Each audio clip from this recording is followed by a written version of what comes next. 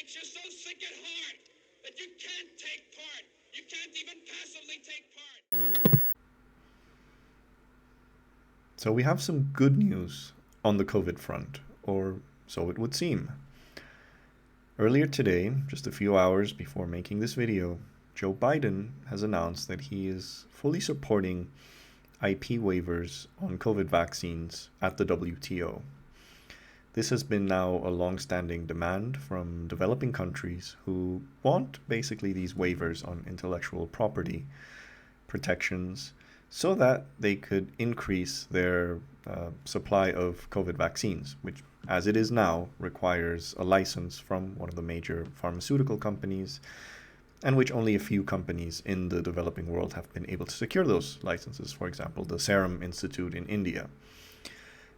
Currently, the rules regarding intellectual property for what would be, for example, producing vaccines is rather complicated, and is really it emerged from the AIDS epidemic back in the 2000s at the peak moment when Africa was suffering from AIDS, and it's not really designed for a fast developing pandemic like we have now with COVID.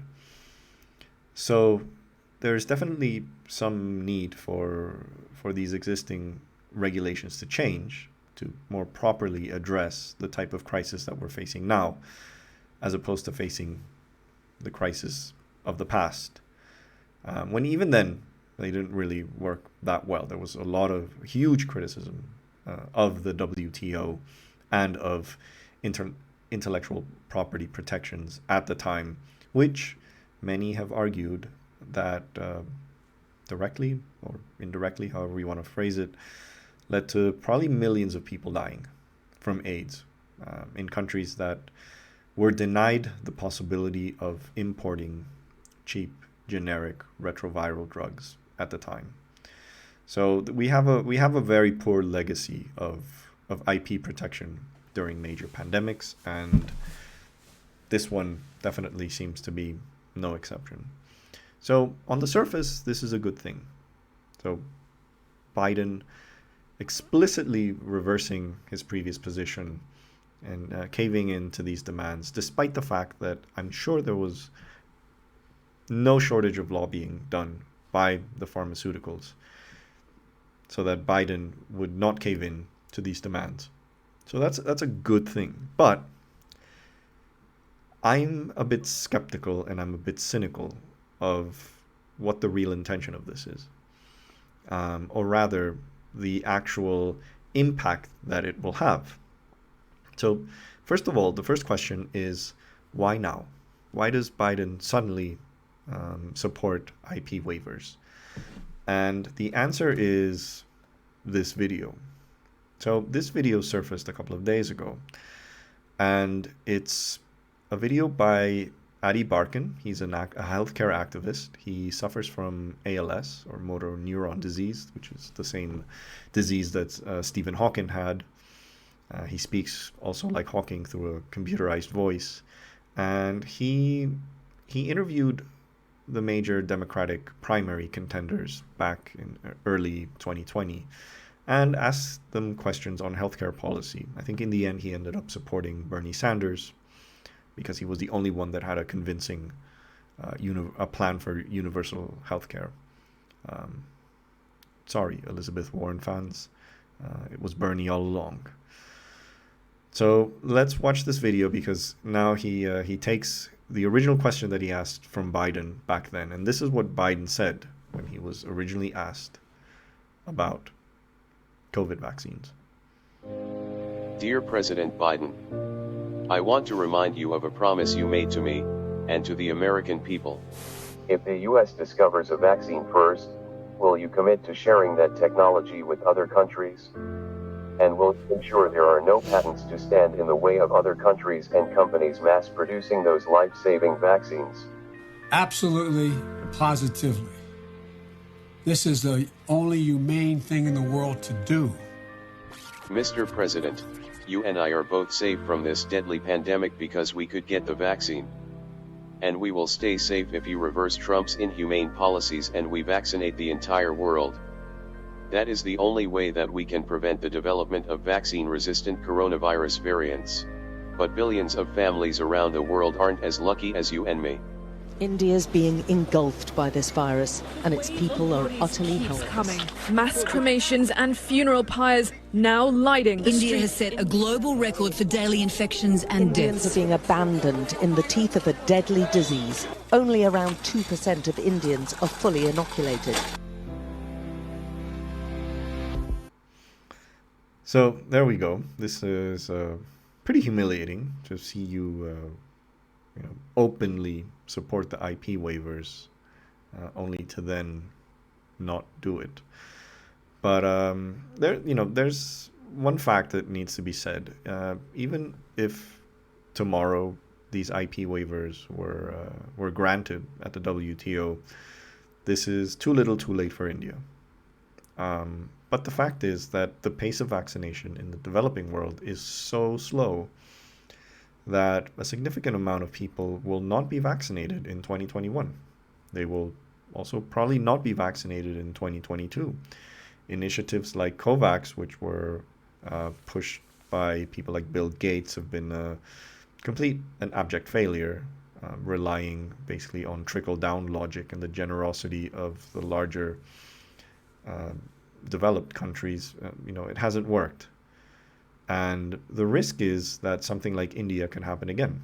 And we saw with India how really in the space of 1 month, it just shot completely out of control. And if we have regions of the world where large segments of the population are not vaccinated, there is a risk that what happened in India, or what's going on right now in India, can happen elsewhere. Sub-Saharan Africa, somewhere else in South Asia or Southeast Asia or Latin America, as we've seen with Brazil as well. So that is the ever-present risk, and that is why we need the fullest capacity around the globe to produce coronavirus vaccines. We need that. This is a global emergency. We can't simply rely on the manufacturing capability of the pharmaceuticals making these vaccines and the few other companies that have license agreements with them. We need everyone to be making them. And also, as the video mentioned, there's also the risk. The more we let the pandemic rage elsewhere, the more the risk that we're going to have some other strain that could potentially be vaccine resistant emerge. So there's many reasons, and all those reasons benefit the rich countries as well. Now, here's why I think I'm a bit cynical about this. The reality is it doesn't really matter if the US supports this at the WTO, because the WTO does not operate the same way that the IMF or the World Bank do. In the IMF and the World Bank, voting is done through voting shares that are based on each country's respective economic clout. So countries like the US have the largest voting power because they have the largest share of global GDP, among other factors that are being considered for the votes. But the WTO doesn't work that way. The WTO works on a one country, one vote basis, and it operates under the spirit of consensus. That means that just one country can, in theory, derail any negotiation being done by any other economic power. Now, this might seem that the WTO is much more democratic than the IMF and the World Bank. But in practice, that's not necessarily the case. In fact, most negotiations in the WTO take place in so-called green room meetings, where only the major trading powers negotiate, often with a few of the larger developing countries, and then everyone else kind of follows suit. A lot of countries when this system was implemented back in the days of the GATT, the GATT, the General Agreement of Trades and Tariff, which was the post-war system, the post-war trading system, there was only a few countries in that system. And it was, I guess, a more efficient way of negotiating. But now that the WTO has 164 members, you can probably imagine that democracy doesn't really work in an institution like that. And despite the fact that on paper, it might seem more democratic, it also means that it is far more likely that the big economic powers will threaten the smaller ones if they see any possibility that a major negotiation could be derailed. And this does happen. In fact, there's a somewhat of a good record in some respects of developing countries blocking major WTO negotiations, as we've seen with the perennial Doha round. But it's usually thanks to the leadership of a small number of large developing countries. Small countries often don't even have money to have a representative in Geneva at the WTO, like small sub-Saharan countries. So democratic it is not, even though on paper it might seem like that's the case. So the US, by representing just one vote in the WTO, doesn't really have that influence. And there's another factor to consider. Now, we often think of the US as the global economic superpower, which in many respects it is. But actually, when it comes to trade, the US is not as powerful as it seems. This is data from the World Bank, from exports in 2019, and we can see that the US is not the number one exporting country in the world. It's been overtaken quite significantly by China. And it only leads Germany by a very, modest amount. And this is all the more considering that the US economy is much larger than Germany's. So as a share of GDP, trade in Germany is much more important. Now, here's the other thing. The EU, as a customs union, negotiates trade as a bloc. So we have to really add the EU as a bloc to really see what their power is as a trading nation or group of nations. And if we start adding, if we add France to Germany's tally, we've overtaken now the US by quite a margin. If we start adding the Netherlands, we start adding Italy, sadly not the UK, thank you Brexit, but there's plenty of other European countries that have considerable volumes of trade, like Spain, Belgium, etc. So you can see that the EU is by far the world's number one trading power. And here's the thing, most of the EU is against IP waivers. This is a map that I've shared. It's from Doctors Without Borders. I've shared this map on various videos now. And as you can see, the US would now be pretty much the only Western country that fully supports IP waivers. And as I said, in the WTO, where you need consensus, pretty much every European country could derail it. So now, allow me to explain why this is going on, why Biden is tempted to take this position, regardless of the fact that it has a high percentage of failure. And it's precisely because it has that high percentage of failure. See, here's the game that Joe Biden plays. And I want to be very, very clear on how this game works, so there's no shadow of a doubt. Biden wants to present himself as a progressive president, as some sort of heir to FDR, but his position on his progressive position on issues have always been on issues that somewhere along the decision-making process, he knows that someone can derail it.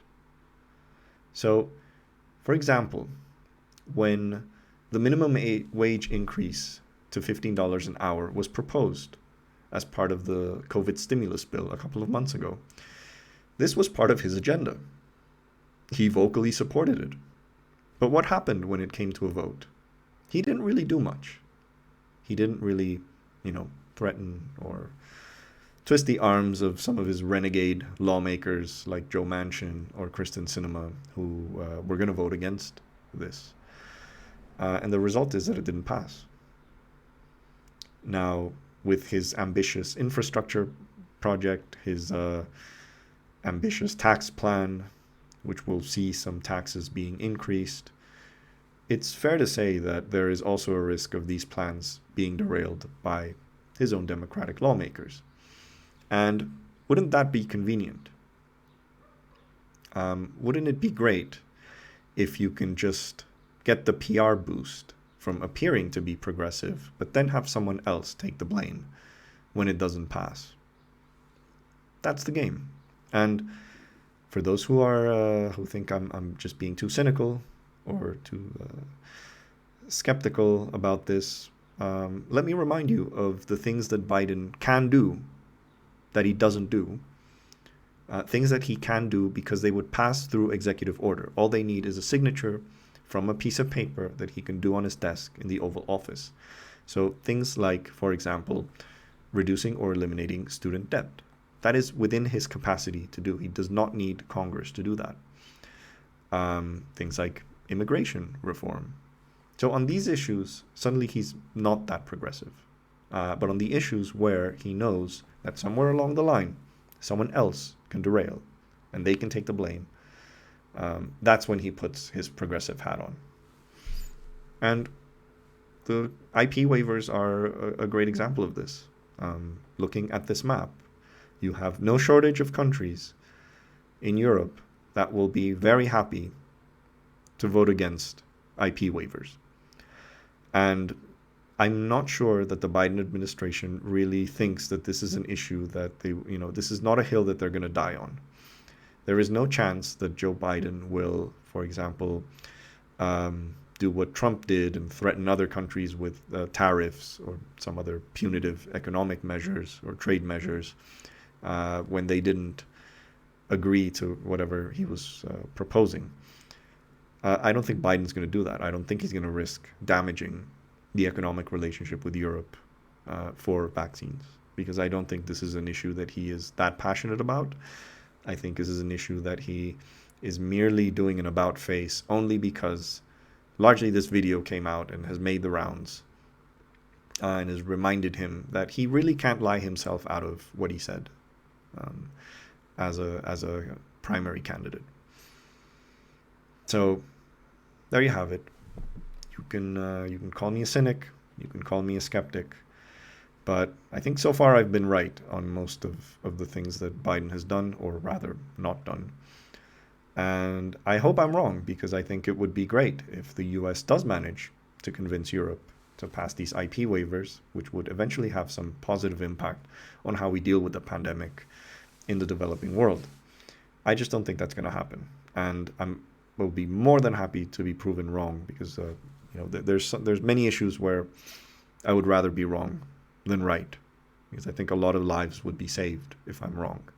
So if I am wrong, I'm going to make a video, happily make a video explaining that I'm wrong, that I doubted Joe Biden's ability of being a global leader and convincing Europe that this is the way to go. But I don't think it's going to happen. But anyway, whether you agree with me or not agree with me, if you like this video, please like and subscribe. This is a new channel. I appreciate every new subscriber. There's going to be more content like this. I have plenty of COVID content already. So please check it out, and I'll see you later. Thanks.